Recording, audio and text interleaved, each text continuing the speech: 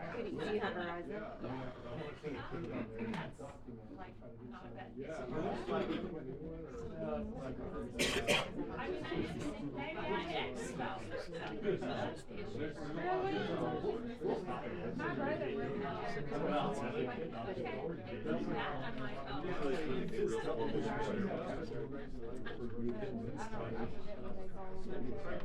Yes. Oh my God, that would be so funny in such a terrible way. Yeah, maybe I need to go buy pancakes. No, I can't. Yeah, that's what my husband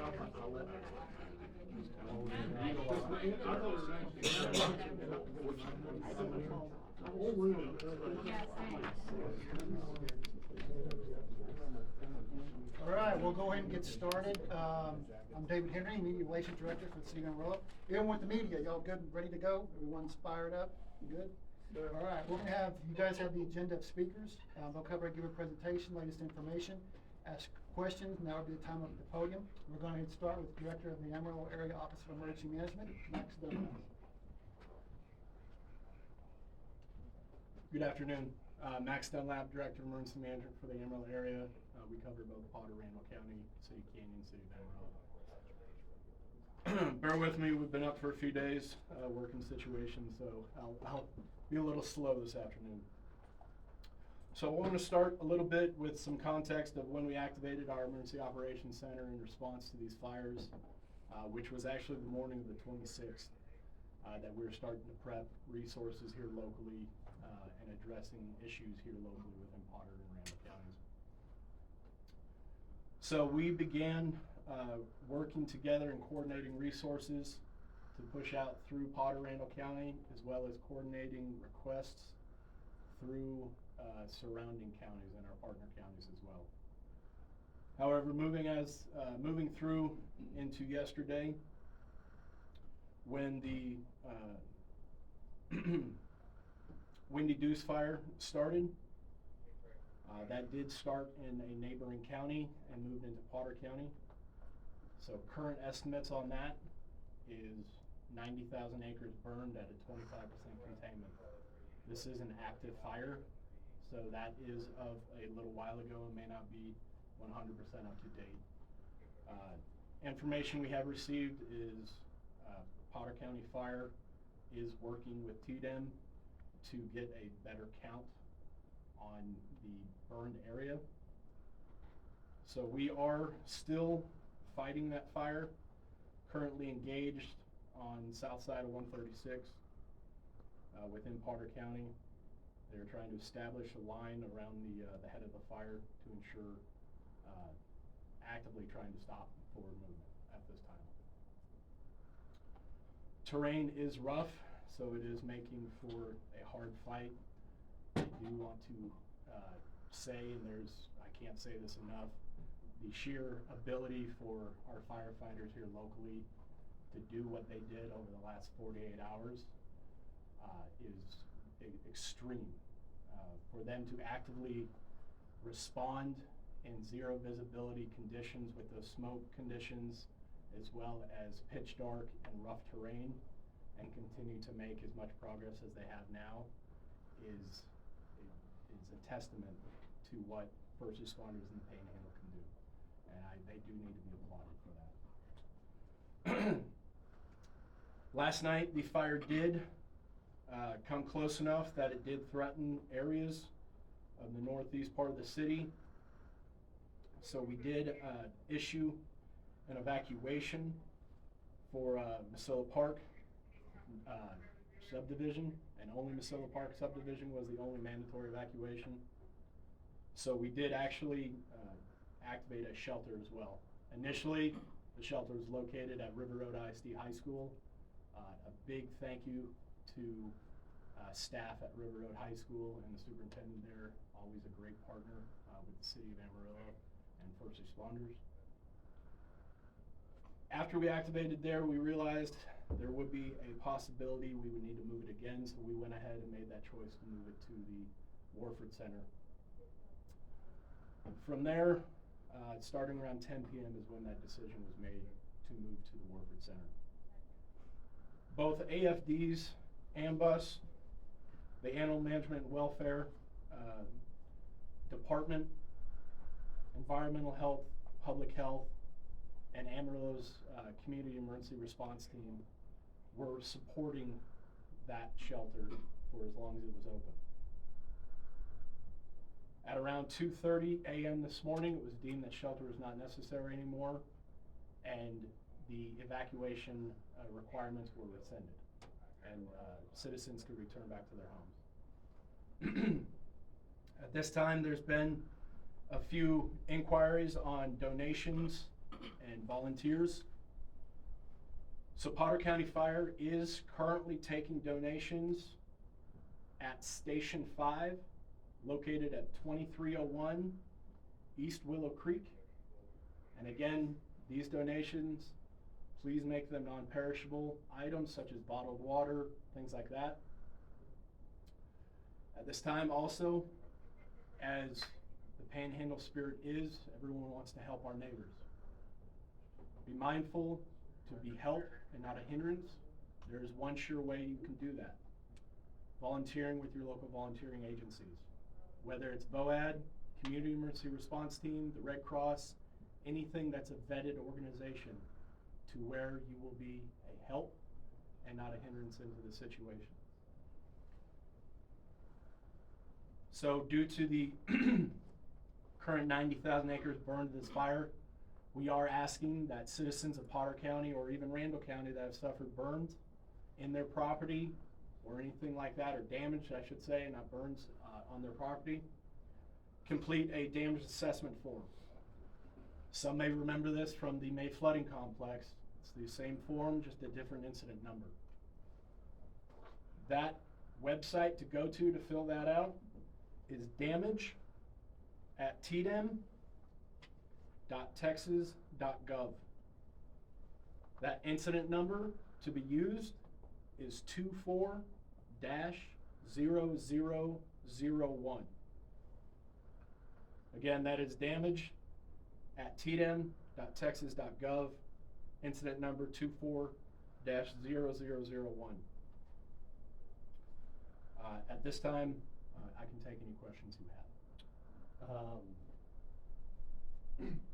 Is Pantex back to normal operations, and how close did the fire come to the facility? Max, let's run through all the speakers and we'll do questions at the end. So I think that'll probably answer some of those questions. Gotcha. Fair enough. Okay.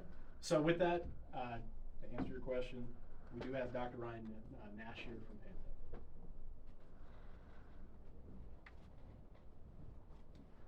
Hello everybody, so I am Ryan Nash from the NNSA production office out of the Pantex plant.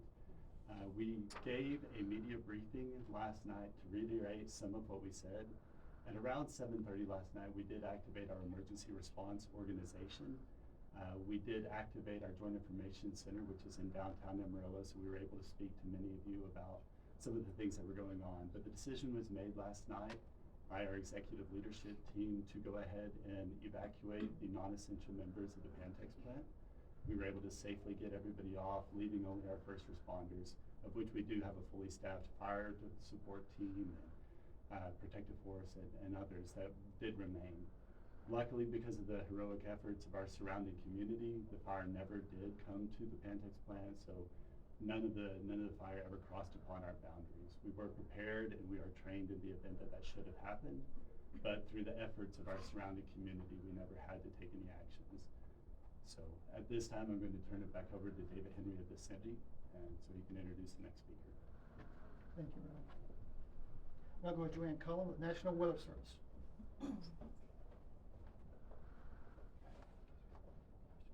Hi, I'm Joanne Cullen, the Warning Coordination Meteorologist for the National Weather Service, with a weather update.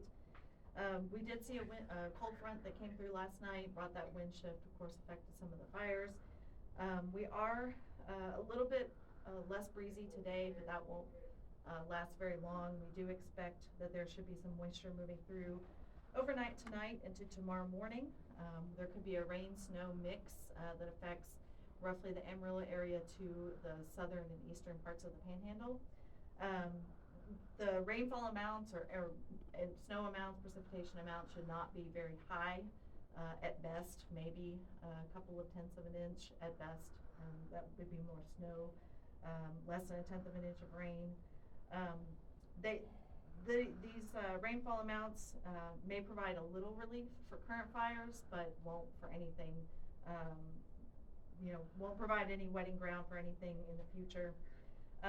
We do continue to dry out towards the weekend. The cool weather we're experiencing now will not last long.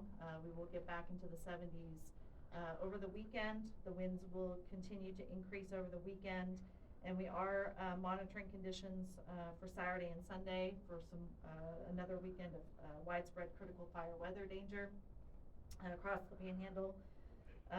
Looking at probably a couple of days of red flag warnings issued for the area. Relative humidities will be around 10%, possibly less. Wind speeds should be sustained 20 to 30 miles an hour, gusting to 40, possibly 50 on some of those days. So we encourage everyone to remain vigilant, practice their fire safety tips. Don't toss out cigarettes. Watch what you're doing, and really remain vigilant of anything that may cause a spark. So with that, We have our individual panel members are available for questions. If you want to ask them now, feel free. What resources are we sending to Fritch and Canadian? So over the past few days, multiple strike teams have been assembled, both with state assistance as well as local here. AFD has sent multiple trucks as well. So AFD has sent, Randall County has sent vehicles up here to Potter County and assist with them. Road and bridge assets, public works assets are all being utilized right now to combat these fires. Have any other areas across the state, are they sending any additional help? I would refer that to TDEM and other assets on the state level. Do we know about how many departments are involved in this? Would you have that knowledge, like how many departments and how much resources are being used on this? I can only speak to situations going on in Potter Randall County, but I can tell you all of us have been working extraordinarily well together in response to this. We are neighbors. We continue to combat and have each other's backs in these times of need. So we will continue to do that here locally. And the fires that are closest to Amarillo, can you give some kind of containment updates on those? So the last containment numbers I had, which are in process of being updated, but the last containment numbers I had, 90,000 acres burned, 25% contained. How do you feel about the response from local fire department? Local fire department? Or just With Potter and Randall as well? Potter and Randall County. I will tell you, being in public service and public safety in the Panhandle is different than anywhere else I've ever served in this country. The first responders have a special passion about them for their neighbors, for their property, for life safety. Some of the first responders here are unmatched. So my thoughts on the response is they have fought long and hard and will continue to fight until the job's done relentlessly.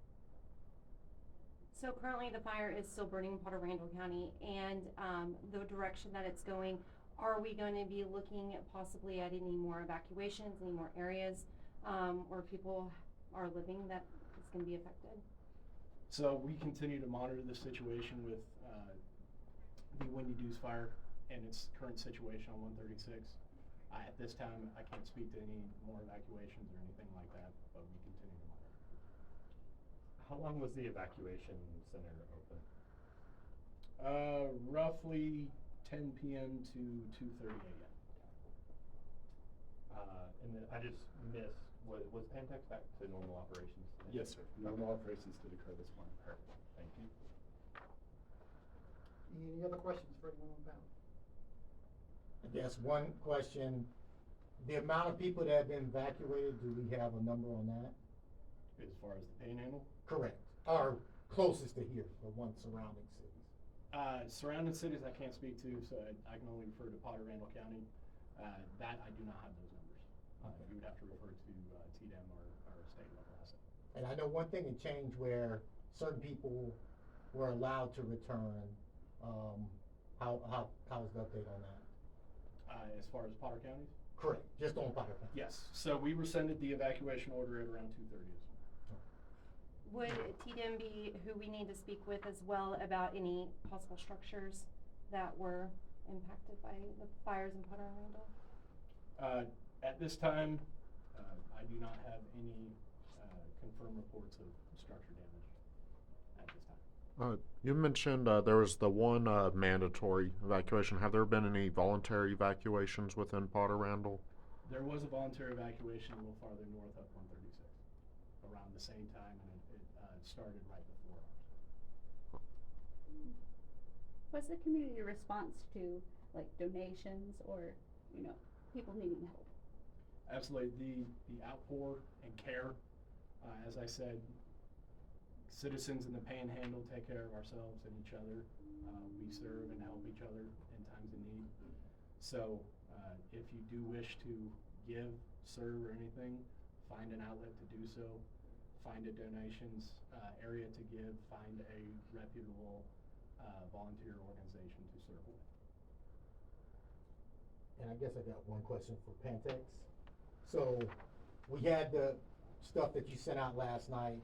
With the way the fires are set up now, do you see any danger at all to your facility, or are you taking any type of precautions for that? So we remain 24/7 staffed with our first responders. We do have an in-house fire department, paramedics, all of these things, which we do have mutual aid agreements to where we can support our local communities as well. Due to the time buffer that our local communities gave us, we were very well prepared. So in the event that this fire were to spark back up again, we remain ready to handle that. Any other questions for anyone on the panel? All right, thank you for coming, everybody. Thank you.